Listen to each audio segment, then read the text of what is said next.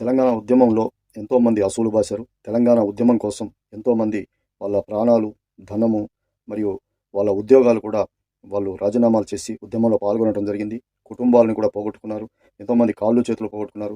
69 నుంచి కూడా ఇప్పటి వరకు కొన్ని వేల మంది కూడా ప్రాణత్యాగం చేసినటువంటి పరిస్థితి ఉంది. అందులో వాళ్ళందరిలో అలాంటి వాళ్ళలో ఒక ప్రముఖమైన వ్యక్తి మరి డిఎస్పి నళిని గారు. అప్పట్లో డిఎస్పి మొన్న 2004 నుంచి జరుగుతున్న కొంచెం ఉద్యమ సమయంలో ఆవిడ డిఎస్పిగా రాజీనామా చేశారు. ఇప్పుడు ఘోరమైనటువంటి వ్యాధితో ఆమె కీళ్ళ నొప్పులు, బోన్ క్యాన్సర్ మరియు బ్లడ్ క్యాన్సర్ ఇలాంటి వ్యాధితో ఆమె సతమతమవుతూ మంచాన పడినటువంటి పరిస్థితి.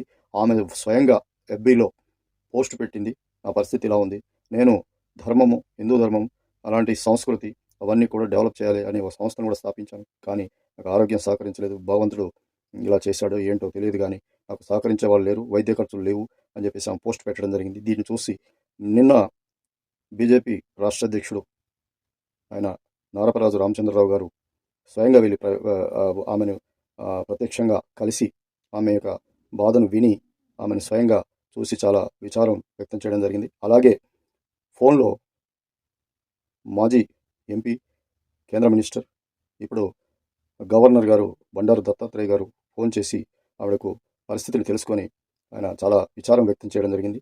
అలాగే ఈమెకు సంబంధించినటువంటి ఈ యొక్క పరిస్థితిని నేను ప్రధాని దృష్టికి తీసుకెళ్తాను అని చెప్పారు. అలాగే రామ్దేవ్ బాబాతో మాట్లాడి ఆయుర్వేద వైద్యం కూడా అందించట నేను చేస్తాను, తప్పకుండా నీకేం కాదు, నువ్వు బ్రతికి బయటపడేటట్టు నేను చేస్తానని చెప్పేసి బండారు దత్తాత్రేయ గారు ఆమెకు హామీ ఇవ్వడం జరిగింది.